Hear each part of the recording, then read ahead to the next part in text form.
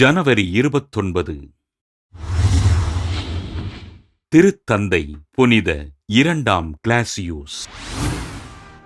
Italy நாட்டில் வாழ்ந்த இறைபக்தி நிறைந்த குடும்பத்தில் கிபி 1064ஆம் ஆண்டு பிறந்தார் கிளாசியூஸ். தன் வாழ்வினை துறவியாக இறைவனுக்கு அர்ப்பணித்து இறைப்பணிகளை செய்த இவர் திருத்தந்தை 2ஆம் அர்பனால் கிபி 1088ஆம் ஆண்டு செப்டம்பர் 23ஆம் நாள் கர்தினாலாக உயர்த்தப்பட்டார். கிபி 1118ஆம் ஆண்டு ஜனவரி 24ஆம் நாள் திருச்சபையின் 161வது திருத்தந்தையாக தேர்ந்தெடுக்கப்பட்ட கிளாசியூஸ் தன் மறையுரைகளின் மூலம் தப்பறைகளுக்கு தெளிவான விளக்கமளித்து கடும் கண்டனம் தெரிவித்தார்.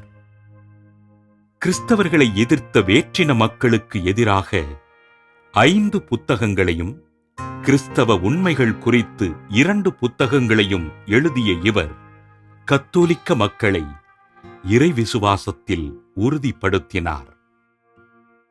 கிபி 1119ஆம் ஆண்டு பேரரசர் மார்க்குஸ் அரேலியாஸின் வேண்டுகோளின்படி அவரது வெற்றிக்காக ஜெபித்த திருத்தந்தை கிளாசியூஸ் கிறிஸ்தவ மக்களின் பாதுகாப்பிற்காக அரசரிடம் பரிந்து பேசினார். ரோமையில் வாழ்ந்த கிறிஸ்தவர்களை பேரரசன் அரேலியாஸ் தன் மதத்திற்கு மாற்றுவதற்கு நிர்பந்திக்க திருத்தந்தை கிளாசியூஸ் இதற்கு கடுமையாக மறுப்பு தெரிவித்ததினால் கைது செய்யப்பட்டு சிறையில் அடைக்கப்பட்டார். சிறையில் கண்கள் குருடாக்கப்பட்டிருந்த கிறிஸ்தவர்களுக்காக ஜெபித்து கண் பார்வையினை பெற்றுத் தந்த திருத்தந்தை கிளாசியூஸ் பேரரசன் மார்க்குஸ் அரேலியாஸினால் கிபி 1119ஆம் ஆண்டு ஜனவரி 29ஆம் நாள் சுடப்பட்டு படுகொலை செய்யப்பட்டார்.